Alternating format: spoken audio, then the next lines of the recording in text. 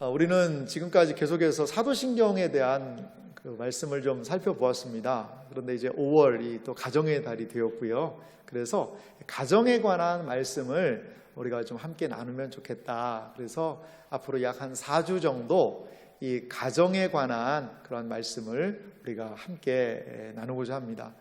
이 가정에 대한 설교를 하는 것은 설교하는 목사도 부담이고 설교를 들으시는 우리 성도님들도 좀 부담이 좀 되시기도 하겠다라는 생각이 좀 듭니다. 그러면 모두가 다 부담인 이 가정 얘기를 뭐하러 하냐. 근데 꼭 우리의 인생에 이 가정, 또 부부 관계, 부모와 자녀의 관계, 이것이 삶에 너무나도 많은 영향을 미치고 있기 때문에 우리 그리스도인들이라면 이 부분에 대한 지혜와 또한 하나님이 주신 은혜가 필요하다라는 생각이 듭니다. 이번 가정의 달 5월을 통하여 우리 가정에게 주시는 하나님의 놀라운 말씀의 은혜가 있으시기를 주님의 이름으로 간절히 소망합니다. 많은 사람들이요, 행복한 삶을 꿈꾸며 결혼을 하게 됩니다. 결혼에 대한 이야기를 제가 좀 살펴봤더니 이렇게 재밌게 풀어놓으신 분이 계시더라고요. 부부란 뭐냐? 10대에는 서로가 꿈속에서 그리며 살고, 10대에는 결혼을 할 때는 아니니까 꿈에서 그린다는 거죠. 20대에는 서로가 신나서 살고, 30대에는 서로가 환멸을 참아가면서 살고, 30대부터 벌써 환멸이 오기 시작합니다. 40대에는요, 서로가 체념하면서 살고, 50대에는 서로가 불쌍해서 살고, 60대에는 서로가 없어서는 안 되니까 살고, 70대는 서로가 고마워서 산다. 나는 80대인데 왜 80대 없느냐? 여기에는 80대가 없었는데 제가 하나 만들었어요. 80대는 보너스로 산다. 여러분, 이렇게 가정에 대해서 많은 사람들이 이야기를 합니다만 지금 현실 분위기는요, 이 가정에 대해서 결코 우호적이지가 않습니다. 제가 한 신문 기사를 좀 찾아봤는데요, 작년에 했던 조사입니다. 경기도에서 했던 그 조사 내용인데요, 이 경기도가 리얼미티라는 그 조사 리서치 기관에 의뢰해서요, 경기도 지역에 있는 2,009명의 사람들을 대상으로 조사를 했대요. 그래서 뭐를 했냐면 결혼과 자녀 출산 이런 거에 대한 의식 조사를 했는데요, 거기에 아주 좀 우리가 주목할 만한 그런 부분이 있더라고요. 20대에서 40대 연령자들에게 물어봤어요. 결혼해야 되냐?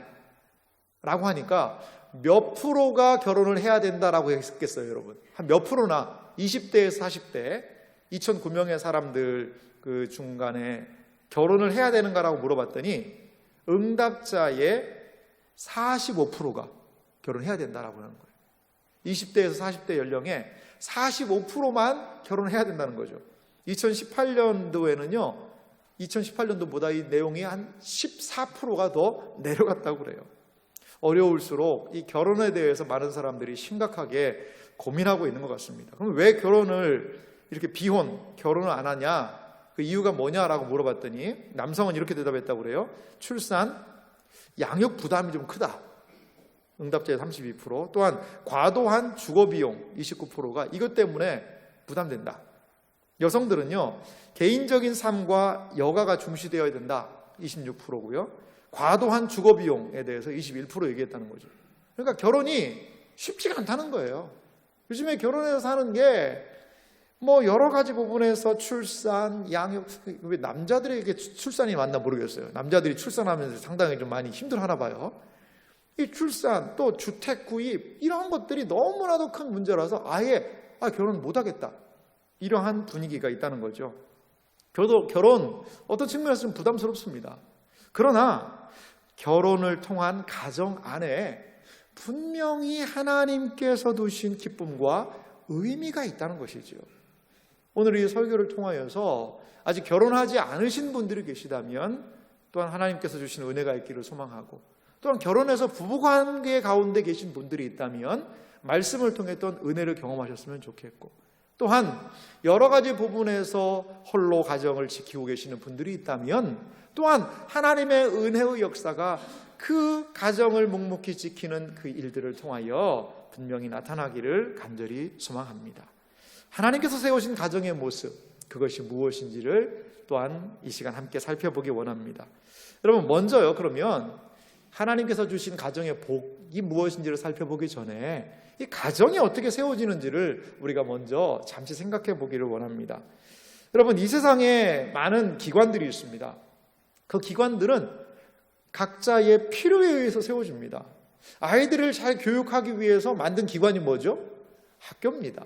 학교는 자녀들을 양육하기 위해서 세운 겁니다. 자, 군인들이 나라를 지키죠. 그 나라의 국방을 지키기 위한 필요에 의해서 세워진 것이 군대라는 조직이죠.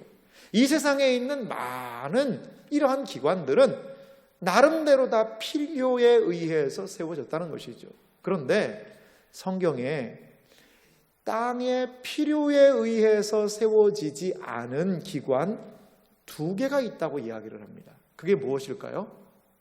그것은 바로 교회와 가정입니다. 그래서 교회와 가정은 신적인 기관이라고 얘기를 해요. 가정이라는 것은요, 사람들이 필요에 의해서 세운 게 아니라는 거예요.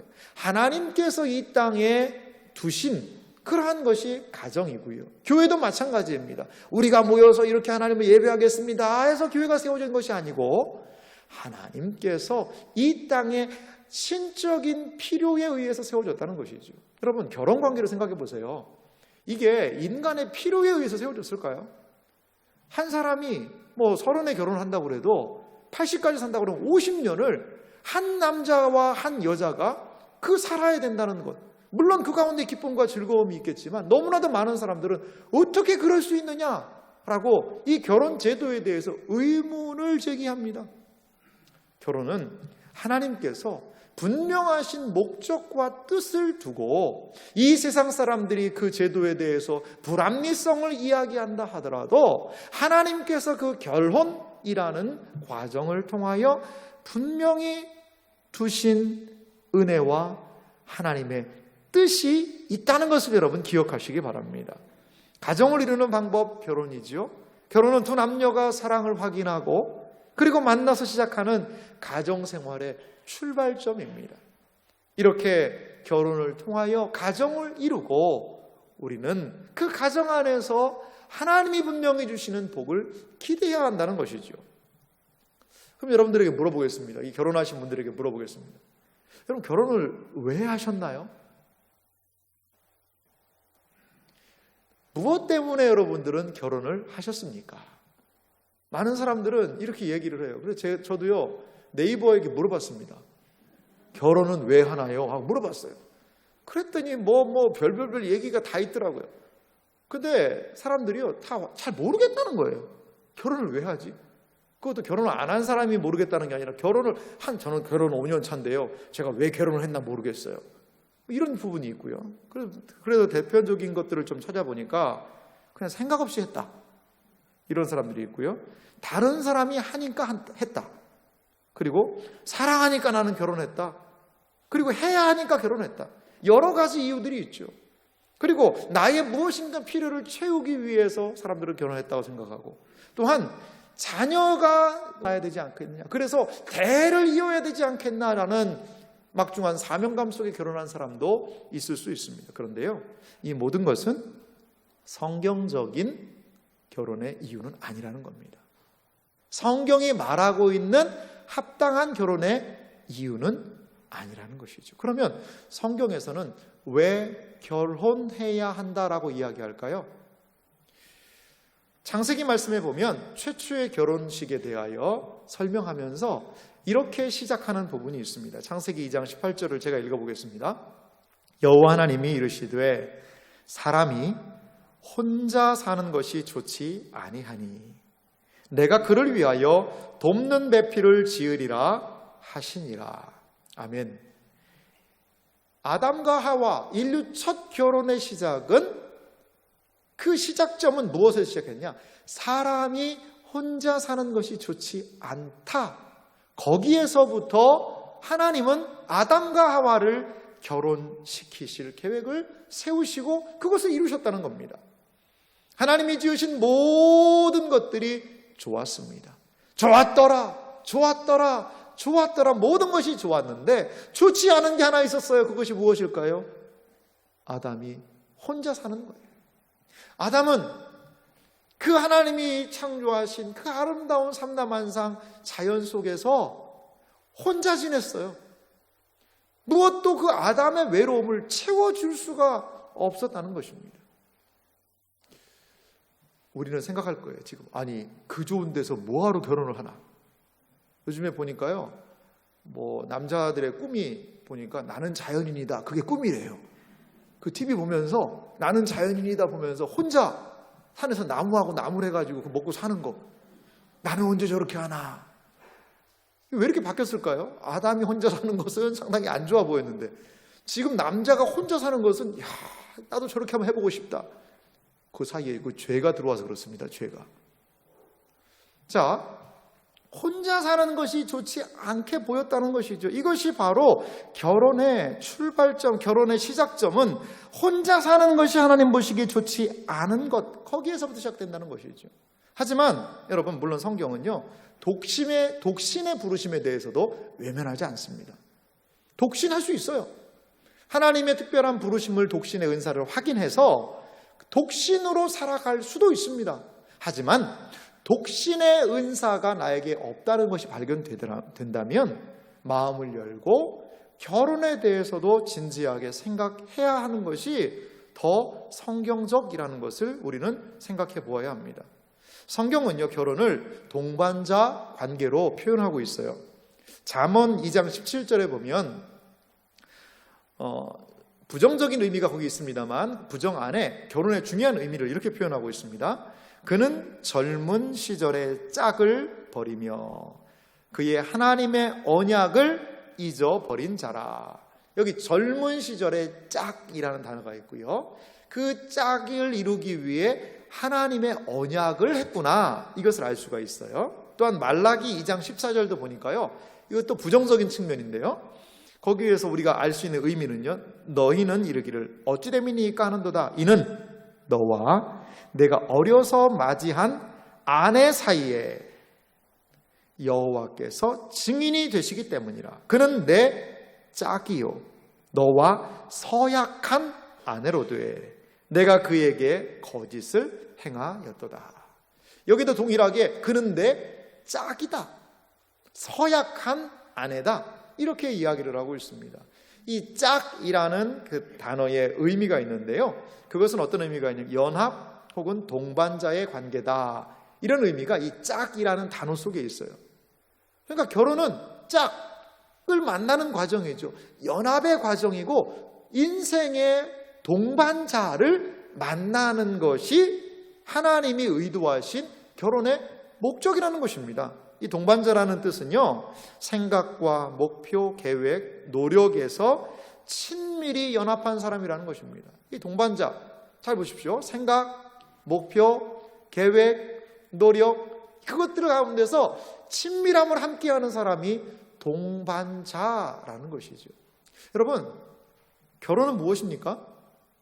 바로 동반자가 되는 것이 결혼입니다. 동반자가 되는 것이 결혼이라는 것이죠. 결혼은 평생 동안 서로에게 사랑하는 동반자가 되겠다는 두 사람 사이의 공식적인 언약, 이것이 바로 결혼이라고 이야기할 수 있습니다. 결혼 생활에서 서로가 살아가는 한 외롭지 않도록 내가 지켜줄게요. 이것이 결혼의 의미라는 것입니다. 결혼의 목적은요, 여러분, 자녀에 있지 않습니다. 결혼의 목적은요, 물질에 있지 않습니다. 결혼의 목적은 다른 것이 아니라 일평생 내가 동반자가 되어주는 것, 그것을 위해서 하나님은 두 사람을 부부로 만나게 해 주셨다는 것이지요. 여러분, 이렇게 하나님께서 동반자로 만나게 해 주신 결혼 안에 하나님께서는 그 풍성한 은혜를 두셨다라고 오늘 성경 본문이 이야기를 하고 있습니다.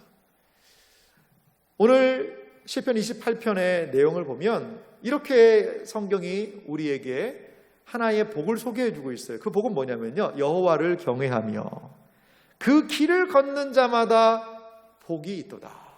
여호와를 경외하는 것, 하나님을 섬기는 거죠. 그리고 그 길을 걷는 것이 무엇일까요? 순종하는 겁니다. 하나님을 경외하고 그리고 순종하며 살아가는 그 인생에게 하나님께서는 복을 주실 줄 믿습니다. 그 복을 이야기를 해요. 그러면 그 복이 무엇입니까? 2절 말씀 제가 읽어볼게요. 내 손이 수고한 대로 먹을 것이라 내가 복되고 형통하리로다. 내 손이 수고한 대로 먹는다는 것이죠. 또 하나 복에 대해서 3절은 얘기하죠. 내 집 안방에 있는 내 안에는 결실한 포도나무 같으며 내 식탁에 둘러앉은 자식들은 어린 감람나무 같으리로다. 여러분 근데 이 복에 대해서 많은 사람들은 에게게 이 정도밖에 안 되나? 라고 생각하는 사람이 있을 수도 있습니다. 여호와 하나님을 잘 섬기고 그리고 순종했는데 그러면 적어도 내가 너에게 엄청난 물질의 축복을 내려주리라. 아니면은 네 이름을 높아지게 해주겠다. 아니면은 이 땅에서 건강은 걱정하지 마라. 내가 100살까지 살게 해주마. 아니 모세처럼 20살 보너스로 더 주마. 그래서 막 120살까지 막 건강하게 사는 거. 이러한 복을 여호와를 경외하는 자에게 허락해 주신다고 그러면 참 좋겠는데 오늘 여호와를 경외하는 자, 그 길을 따라 나아가고 그 길을 걷는 자, 그 사람에게 주는 복이 뭐냐? 너 일 잘 되게 해주고 또한 행복한 가정을 행복한 가정이 될 수 있도록 해주겠다. 이게 복이라는 거예요. 가정의 행복이, 가정에서 누리는 그 복이, 가정이 그냥 평화로운 그 가정 생활이 하나님이 주시는 복이다라고 그렇게 얘기를 하고 있다는 것이죠. 여러분 그렇습니다. 진정한 복은요, 가정의 행복입니다. 사랑하는 아내가 있고요, 사랑하는 자녀가 있고요, 또한 믿음직한 남편이 가장으로 그 가정을 아우르고 있다면 그럼 그것이 행복 아닐까요? 남편이 밥만 잘 먹는다라고 여러분 이야기하면 안 됩니다. 아내가 쇼핑만 잘한다고 이야기하면 안 돼요. 애들이 교육비 때문에 돈만 축낸다라고 얘기하면 안 돼요. 그 가족이 함께 모일 수 있는 그것 자체가 하나님께서 허락하시는 복이구나. 그것을 여러분 깨닫는 여러분들이 되시기를 간절히 소망합니다. 그러면서 이 성경이 아내와 연결된 복을 이렇게 소개를 하고 있습니다. 아내를 뭐라고 이야기하죠? 3절 상반절을 제가 읽어보면요, 내 집 안에 있는 내 아내는 결실한 포도나무 같으며, 집 안방에 있는 내 아내는 결실한 포도나무 같다는 것이죠. 그 의미가 무엇일까요? 첫 번째 의미는요, 아내와의 관계 속에서 누리는 기쁨이 있다는 거예요. 남편과 아내 이 둘 사이의 관계에 무엇이요? 기쁨이 거기에 있다라는 것입니다. 여기에 결실한 포도나무 같다는 그 표현이 있는데요, 이 가족관계 안에서 주는 풍성한 즐거움, 기쁨을 결실한 포도나무에다가 빗대고 있습니다. 아내를요, 포도나무의 성경은 좀 비유합니다. 이스라엘 백성들은 이 포도나무를 상당히 사랑했어요. 포도나무가 주는 그 열매, 그리고 그 과실, 그것이 이스라엘 백성을 상당히 기쁘게 하고, 이스라엘 백성들은 포도를 가까이 한, 또한 이스라엘 백성의 상징으로 포도나무가 쓰이기도 했습니다. 이렇게 아내를 포도나무라고 이야기하면서 그 열매가 결실을 맺는다는 것이죠. 풍성함을 준다는 것이죠. 하나님과 사람들을 기쁘게 하는 그 열매가 맺히는 것과 같은 아내 안에 기쁨이 있다는 것이죠. 또한 포도나무를 보세요. 이 포도나무는 약간 넝쿨과지 않습니까? 아내의 손이 집안 구석구석을 미치는 것과 같은 그러한 모습을 우리가 상상해 볼 수 있습니다. 잠언은요, 남편들에게 이렇게 권면하고 있어요. 잠언 5장 18절인데요. 내 셈으로 복되게 하라. 내가 젊어서 취한 아내를 즐거워하라. 아내를 즐거워하라는 것입니다. 남편들의 모든 기쁨이 어디 있을까요? 남편의 모든 기쁨은요, 아내 안에 있다는 거예요. 그래서 아내예요. 아내에게 기쁨이 있기 때문에 남편들은 아내 안에서 기쁨을 찾아야 한다는 것이지요. 또한 아내들은요, 남편들이 아내 안에서 기쁨과 즐거움을 발견할 수 있도록 함께 해야 되지 않을까요? 그것이 오늘 성경이 우리에게 이야기해주고 있는 은혜이자 복이라는 것이죠. 두 번째로 아내는요, 지지와 또한 돌봄이 필요한 것을 우리는 생각해 볼 수 있습니다. 포도나무는요, 약하고요, 망가지기 쉬운 식물이에요. 그래서 포도나무를 지지대를 두지 않고 그냥 둔다면 그러면요, 이 바닥에 떨어져서 어떻게 포도를 맺겠습니까? 포도나무에 지지대를 세워주고 순을 질러주고 잘 돌봐줄 때에 거기에서 풍성한 포도 열매가 맺히지 않을까요? 하나님 안에서 부부가 서로 사랑하면 그 안에서 경험할 수 있는 풍성한 결실의 은혜가 분명히 있다는 거죠. 또한 아내를 기쁘게 사랑하는 것, 그래서 그로 하여금 이러한 놀라운 은혜의 역사를 경험하도록 하게 하는 것이 또한 남편의 의무이기도 합니다. 성경은 많은 곳에서 남편들을 향해 이렇게 권면을 하고 있습니다. 에베소서 5장 28절 보니까요, 이와 같이 남편들도 자기 아내 사랑하기를 자기 자신과 같이 할지니 자기 아내를 사랑하는 자는 자기를 사랑하는 것이라. 참 우리 남자 성도님들의 표정이 그렇게 좋지는 않은 것 같아요. 그러니까 남자들이 자기 자신을 사랑하는 것이 뭐 물건 사고 그냥 쉬고 잠자고 그냥 뭐 혼자 있게 내버려둬, 이게 나를 사랑하는 게 아니고 뭐가 나를 사랑하는 거라는 거예요? 아내를 사랑하는 것이 나를 사랑하는 거라는 거예요. 성경이 그렇게 권면을 하고 있습니다. 또한 베드로 사도가 베드로전서 3장 7절에 이렇게 권면하고 있습니다. 남편들아, 이와 같이 지식을 따라 너희 아내와 동거하고 그를 더 연약한 그릇이요 또 생명의 은혜를 함께 이어받을 자로 알아 귀히 여기라. 이는 너희 기도가 막히지 아니하게 하려 함이라. 우리 아내분들의 입가에 마스크 속으로 미소가 좀 띄는 것 같아요. 그래야지, 맞다, 아멘입니다, 그렇게 이야기할 거예요. 그렇습니다. 성경은요, 아내들을 귀히 여기라는 것입니다. 이렇게 남편은 아내를 사랑하고 귀히 여겨야 한다는 것이죠. 그 과정을 통해 아내는 자신의 아름다움을 충분하게 드러낼 수가 있다는 것이지. 부부는 철저하게 이러한 관계 속에서 살아가야 하는 존재라는 것입니다. 여러분, 이 말씀을 들으면서 마음이 좀 불편한 분들이 계실 수 있습니다. 아니, 이거 왜 딴 나라 얘기를 그렇게 하나? 얼마 전에 드라마에서도 부부의 세계에서 나왔지만 그게 가능한 얘기인가? 지금 이 시대의 사람들이 다 부부들이 이렇게 어려움 당하고 있는데 그 성경이 하는 이야기가 아니 그게 현실감하고는 너무 떨어진 것이 아닌가? 우리는 생각할 수 있습니다. 하지만 하나님의 말씀을 우리가 믿는다는 것은 내가 믿고 싶은 것만을 믿는 것이 아니에요. 이성미 씨라는 분이 계시잖아요. 그분의 간증을 한번 들어봤어요. 간증을 들어봤는데 그분이 예수님을 믿고 은혜를 받아서 성경을 읽기 시작했어요. 근데 성경을 읽다가 한 부분을 발견했대요. 도저히 자기가 이게 납득이 안 되더라는 것이죠. 그것은 무슨 말씀이냐? 아내들에게 하시는 말씀인데 남편을 죽게 하듯 공경하라는 거예요. 그래서 그 말씀을요, 이성미 씨가 화이트로 지우고 싶었대요. 도저히 자기는 그렇게 할 수 없다는 거예요. 저 인간을 어떻게 하라는 말인가. 그런데 그분이 그 말씀을 가지고 씨름을 하고 하는 과정을 통해 이분이 그 부부관계 안에서 놀라운 은혜를 경험했다라는 간증을 들어본 적이 있습니다. 여러분, 이것을 좀 마음에 품으십시오.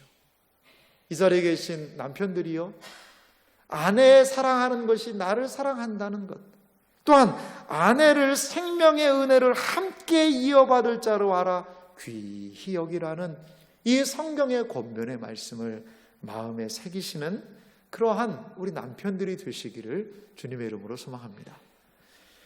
왜 아내들에 대한 얘기는 안 하냐? 다음 설교 때 할 겁니다. 이제 앞으로 5월 달에 이제 부부에 대한 설교하니까 그때도 이제 아내분들이 하실 일도 나눴으면 좋겠어요.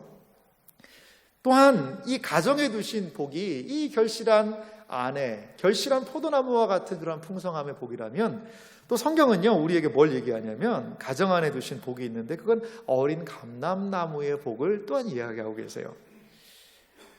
128편 3절 그 뒷부분을 좀 보면요, 제가 읽겠습니다. 내 식탁에 둘러앉은 자식들은 어린 감람나무 같으리로다. 이 자녀들에 대해서는 어린 감람나무와 같다, 이런 이야기를 합니다. 이 어린 감람나무는 어떤 의미가 있을까요? 먼저는 이런 뜻이 있는 것 같아요. 하나님은 자녀를 통해 생명의 풍성함을 허락하신다는 것이죠. 이 감람나무는요 상당히 생명력이 있는 나무라요, 보통 이 나무들이 줄기를 탁 잘라내면 나무가 죽잖아요. 근데 이 감람나무는요 줄기를 딱 잘라놔도 그 옆에 순이 또 올라온대요. 순이 올라와서 나무가요 막 자라나는 것이죠. 그래서 이 감람나무는 놀라운 생명력을 또한 상징하는 그런 부분이 있습니다. 또한 이 감람나무를 통해서 알 수 있는 이 자녀의 모습이 있는데, 그것은 자녀는 하나님께서 허락하신 선물이라는 것이죠. 이 감람나무는 이스라엘에 매우 가까이 있는 나무. 이 감람나무가 뭐죠? 이게 올리브입니다. 올리브. 그 올리브 나무는 약간 7년 정도 되면 열매를 맺기 시작한다고 그래요.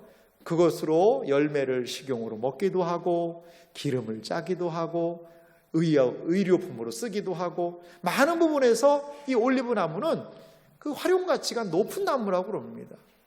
하나님께서 허락하신 자녀, 그 선물, 그 어린, 그 푸른 자라나는 올리브 나무, 감람나무와 같은 그 자녀는 또한 부모의 미래이기도 하지요.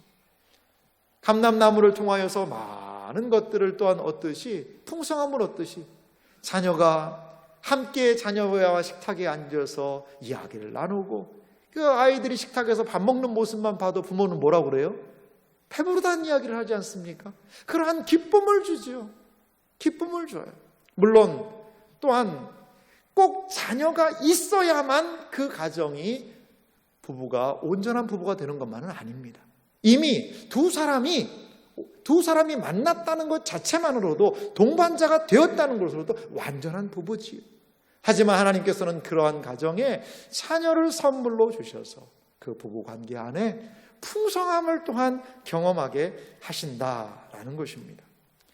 그래서 이 자녀가 하나님 안에서 풍성함을 누리기 위해서, 또한 그 선물을 위해서 부모들은 무엇을 해야 되느냐? 에베소서 6장 4절에 보니까요, 또 아비들아 너희 자녀를 노엽게 하지 말고 오직 주의 교훈과 훈계로 양육하라.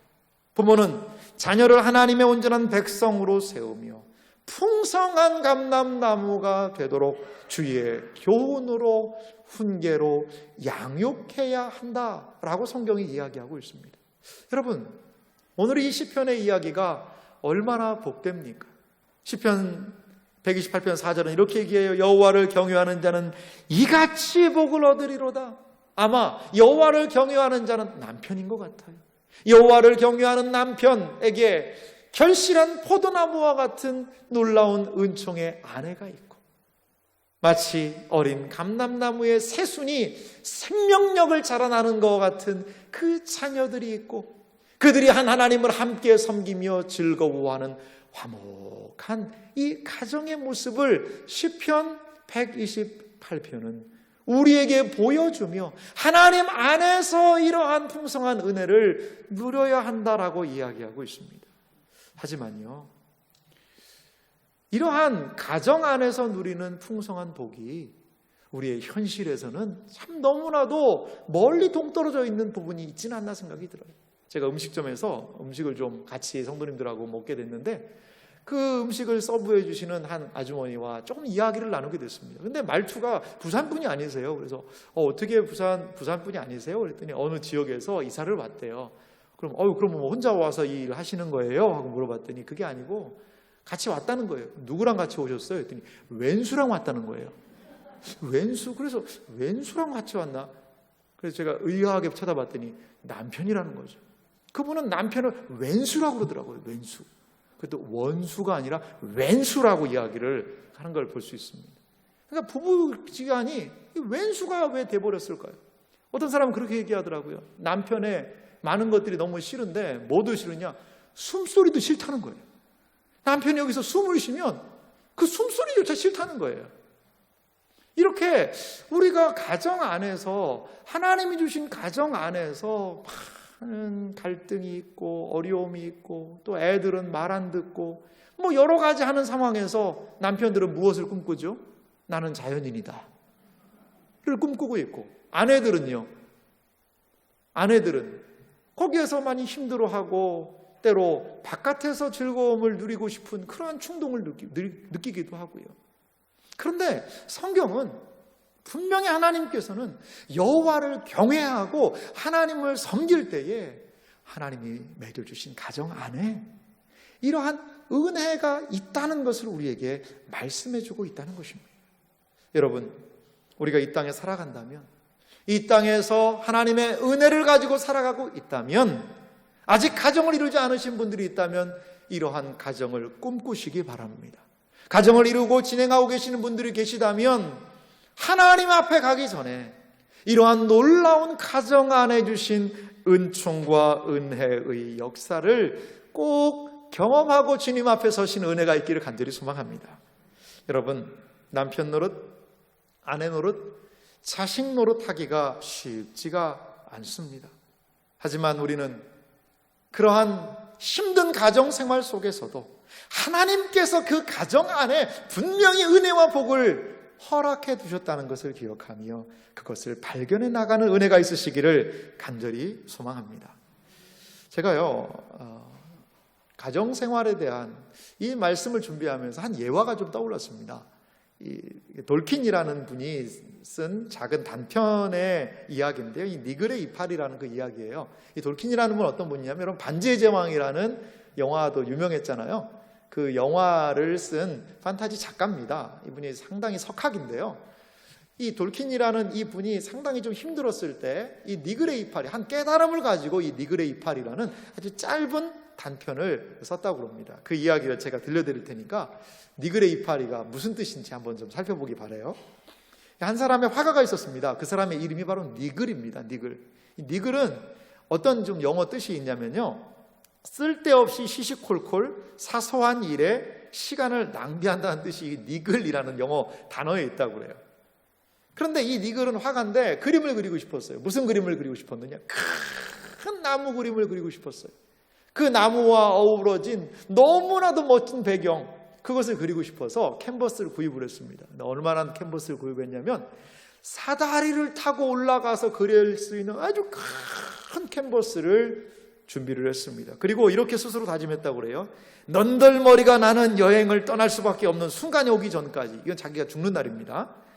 어쨌든 이 큰 한 폭만큼은, 이 그림 한 폭만큼은 꼭 그려내고 말겠어 라고 결심을 했어요. 그런데 그래서 여기저기 붓질을 하고 이 니글이라는 화가가 그림을 그리기 시작을 했습니다.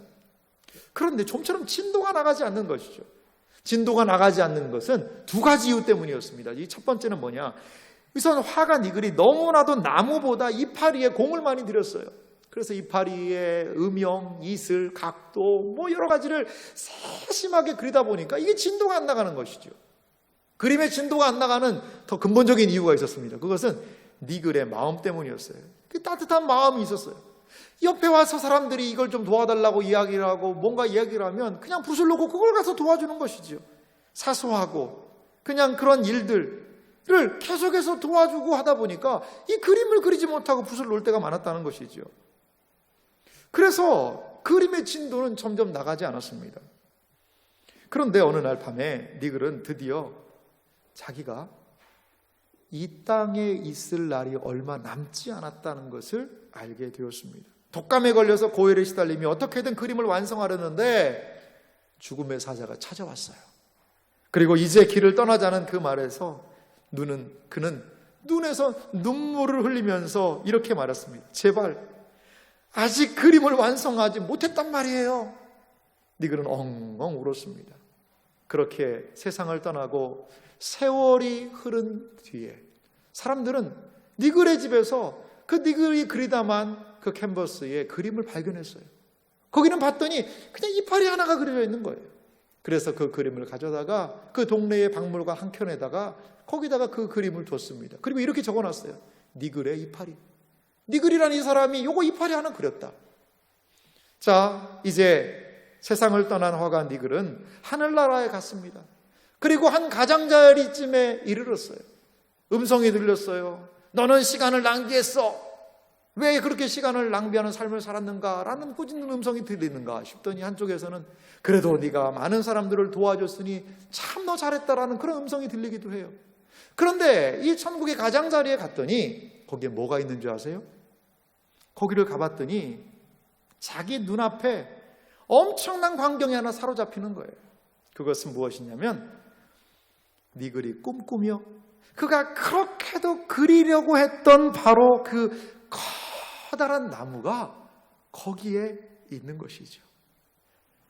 그는 그의 나무가 완성된 모습으로 거기에 서 있는 것을 발견할 수 있었다는 것입니다. 잎은 벌어지고 가지는 길게 자라서 바람에 나부꼈습니다. 자주 떠올려 보았지만 어림짐작으로 추측하며 좀처럼 포착할 수 없었던 완성된 바로 그 나무였던 것이죠. 니글은 그 나무를 물끄러미 바라보면서 그의 손을 활짝 폈습니다. 그리고서는 이렇게 이야기했다고 그래요. 이것은 선물이구나. 이것은 선물이구나. 여러분, 이 세상은 결코 끝이 아닙니다.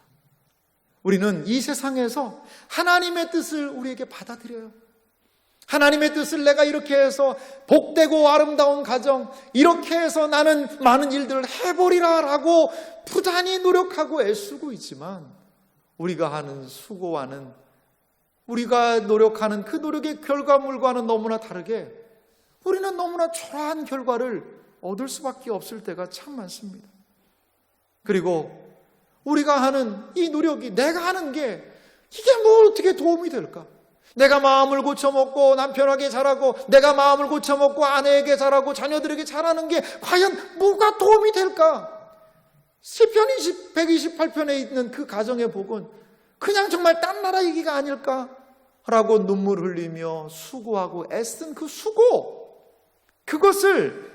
그것이 니글의 이파리, 큰 그림을 그리지도 못했고 그 이파리 하나 그려놓은 것으로 생을 마감할 수도 있을 거예요.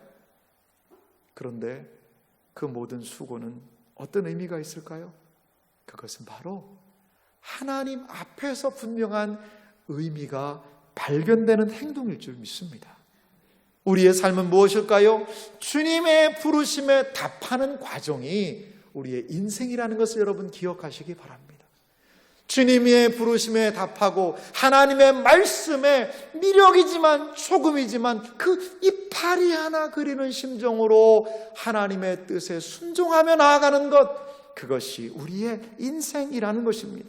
사소한 수고 하나도 주님 앞에서 가치 없는 것은 결단코 없다는 것입니다.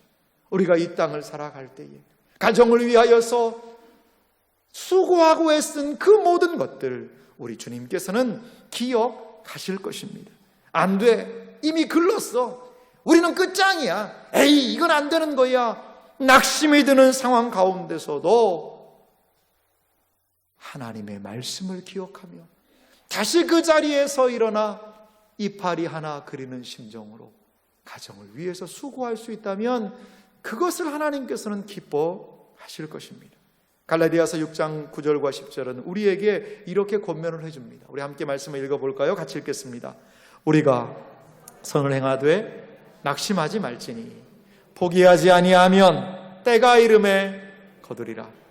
그러므로 우리는 기회 있는 대로 모든 이에게 착한 일을 하되 더욱 믿음의 가정들에게 할지니라. 아멘. 믿음의 가정들은 더욱더 포기하지 말고 낙심하지 말고 때가 이름에 거둘 것을 기억하며 나아가야 할 줄 믿습니다. 경건한 남편, 결실한 포도나무와 같은 아내, 어린 감람나무와 같은 자녀들이 비록 내 삶에는 부재하다 하더라도, 불건건한 남편과 결실하지 못하는 아내, 그리고 싹수가 노란 자녀들을 만난다 하더라도 그 상황 속에서 우리는 하나님이 우리에게 허락하신 이 복이 있다는 사실을 기억하고, 우리 가정도 기도로 내 수고와 내 눈물과 하나님의 은혜로 회복되어서 시편 128편이 경험될 수 있다는 것을 여러분 마음 가운데 믿으시기 바랍니다. 이것이 우리가 꿈꾸는 가정이요, 하나님께서 복 주시기로 약속하신 가정 안에 주신 은혜라는 것입니다. 사랑하는 성도 여러분, 하나님을 경외하는 자에게 분명히 하나님께서는 이러한 가정의 은혜를 허락하여 주실 줄 믿습니다. 우리가 이 땅을 살아가는 동안에 우리의 자녀들이, 또한 우리의 가정이 이러한 하나님의 놀라운 은혜의 역사를 경험하는 복된 가정이 되시기를 주님의 이름으로 축원합니다. 기도하겠습니다.